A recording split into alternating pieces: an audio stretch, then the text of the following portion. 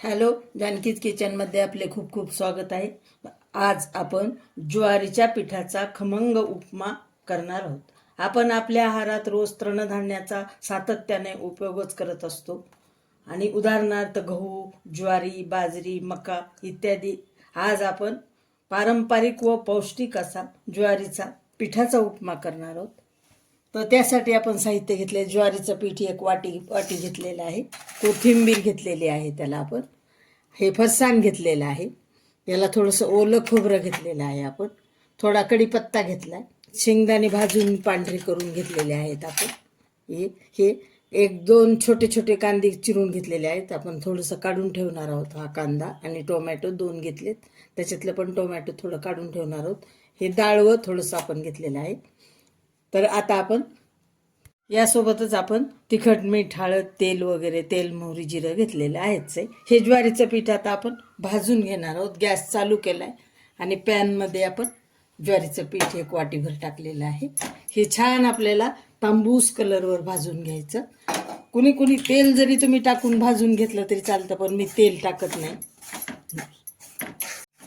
आपलं ज्वारीचं पीठ तांबूस कलरवर भाजून झालं आहे. तेव्हा तुम्ही पाहू शकता खमंग भाजलेलं आहे. आता गॅस बंद करू आणि थोडं ताटात काढून घेऊ.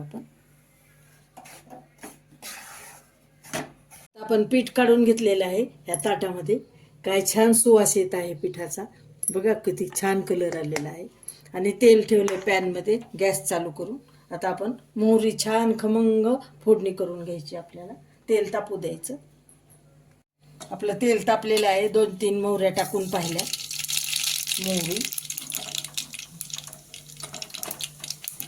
मोहरी तडतडली, छान खमंग फोडणी झाली की जिरे टाकायचे आपल्याला.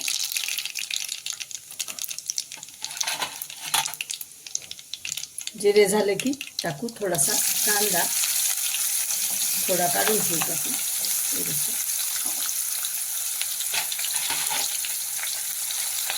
कांदा छान परतून घ्यायचा. कांदा थोडा 1-2 मिनिट परतू दिला. आता टाकू थोडे टोमॅटो. थोडे आपण ठेवणार आहोत. छान असं परतून घ्यायचं. मग हे टाकायचं थोडं डाळवं. त्याला छान परतून घ्यायचं. हे पण मग टाकायचं हे भाजलेले आपण चांगले सोलून पांढरे करून घेतलेले शेंगदाणे. छान परतायचे 1 मिनिटभर. मग टाकायचा कढीपत्ता.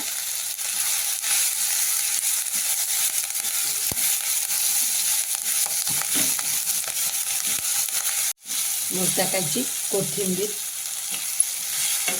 पहा काय छान सुवास येत आहे आणि कलर पण किती छान दिसत आहे. आता टाकू याला आपण पाणी. आता पाणी टाकायचं. 1 वाटी पाणी टाकलेलं आहे आपण. आता हे 1.5 वाटी पाणी. आणि याला पाण्याला उकळी येऊ द्यायची. आता टाकू आपण त्याला तिखट थोडंसं. आता टाकू चवीपुरती हळद. आणि त्याला टाकायचं आता चवीपुरतं मीठ. चवीपुरतं मीठ. आता उकळी येऊ द्यायची. आता याला आपली उकळी छान आलेली आहे. आता हे पीठ आपण ह्याच्यामध्ये मिक्स करून घ्यायचं. पीठ हे ज्वारीचं पीठ आपण जे छान भाजून घेतले तांबूस कलरवर, ते ह्याच्यात असं मिक्स करून घ्यायचं. आता याला गरम पाण्याचा आपण शिपका देत आहोत. थोडंसं गरम पाणी करून घ्यायचं आणि त्याचा चांगला असा शिपका देऊन चांगला आपण असं हलवून थोड्या 2-3 वाफा झाकून ठेवायचं. आणि मंद गॅसवर 2-3 वाफा याला चांगल्या द्यायच्या. आपण झाकून ठेवू. आता हे असं झाकून ठेवून आपण पाण्याचा शिपका देऊन झाकून ठेवलं होतं. याला चांगलं आता हलवून घ्यायचं. आणि अजून एकदा चांगली 2दा झाले. अजून एकदा झाकून 1 मिनिट चांगली वाफ द्यायची.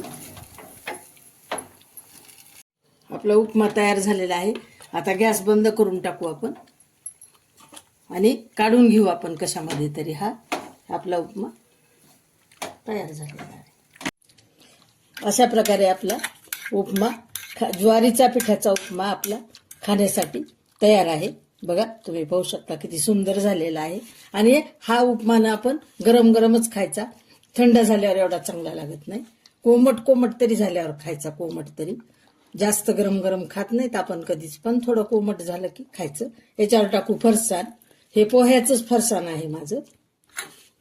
मी असं खास दुसरं फरसाण आणलेलं नाही, हेच घरात आहे, हेच टाकायलेले आहे. ह्याला टाकू खोबरं, ओलं खोबरं. आणि याला टाकू आता आपण अशी कोथिंबीर. आणि हे ज्वारीच्या पिठाचा उपमा खाण्यासाठी तयार आहे. मैत्रिणींनो आणि माझे प्रेक्षक, नक्की असा करून पहा. सबस्क्राईब करा, लाईक करा, शेअर करा.